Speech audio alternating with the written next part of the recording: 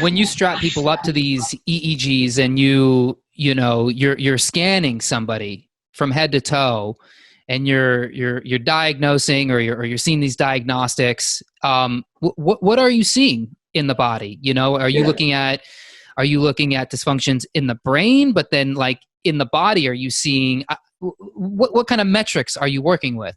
Yeah, good question. So I'll give you a kind of a visual here. So we do, again, an electroencephalogram, or EEG for short, which has been routine practice as far as a diagnostic in the mental health and the mental health, as well as just general medical sciences for decades. What I perform in my office is a QEEG, or quantitative EEG. So what we're basically looking at is we have sensors placed on the scalp, and it's non-invasive. There's nothing emitted into the brain. We're recording electrical activity in real time with the person's eyes closed for a while, and then with their eyes open. And we then record that data. It then gets statistically analyzed in a database based on age and gender. And then it provides me numeric values, but more importantly, visual maps that make it easier to review with somebody, that show the different regions of the brain. And basically what it comes down to is the activity too high or too low in specific regions of the brain, or multiple regions, or is there also lack of proper connection, or what we call coherence, from the different regions, particularly the left and right hemispheres of the brain. So that's all mapped out.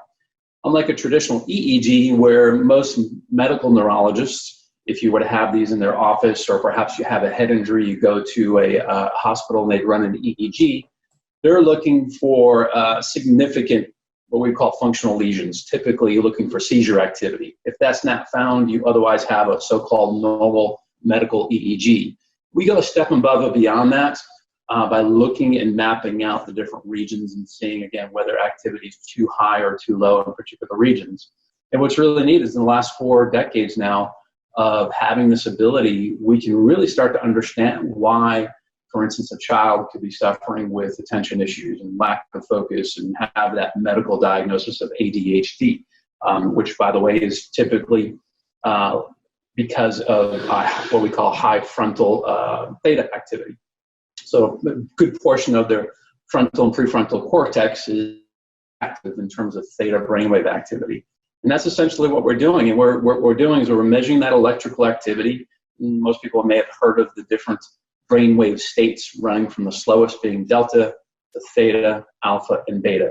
So that's all mapped out, and we should have certain ranges that activity resides in when we have our eyes open and closed. And again, if the activity is too high, it'll present itself in the diagnostic. So it really gives us a deep understanding into the cognitive, emotional, and behavioral issues a person might be struggling with. Okay, so when you see the activity in the brain and it's high over here and it's low over here, and then a patient tells you, I got these anxious feelings, I'm feeling depressed, I'm feeling bipolar, I have worry. Do you find patterns, like you see excessive amounts of activity, I don't know, in the, in a certain part of the brain, and then that often correlates with instances of anxiety, and you see that play out in the patients? Can you maybe give a few examples of that? Oh, sure. Yeah, most definitely. And that's a great question. And yeah, I mean, with enough of research over the years, and even as a practitioner, the more of these QEEG analysis as you do, and you see the common traits, and of course you continue your studies, you see commonality. So when someone presents to my office with, for instance, anxiety, perhaps even full-blown panic attacks, we can typically expect to see on an EEG, and it's so predictable, usually 95% of the time, it'll prove itself on the EEG. But typically what we're going to see is elevated beta brainwave activity, particularly high beta. What we're also typically going to see is what we call a lack of symmetry. So we're looking at alpha and beta brainwave activity. So in normal circumstances, when our brain is functioning properly, we should have more beta brainwave activity in the left hemisphere. And then alpha, we should have more on the right side. So someone who's suffering with panic attacks will typically see a reversal of that.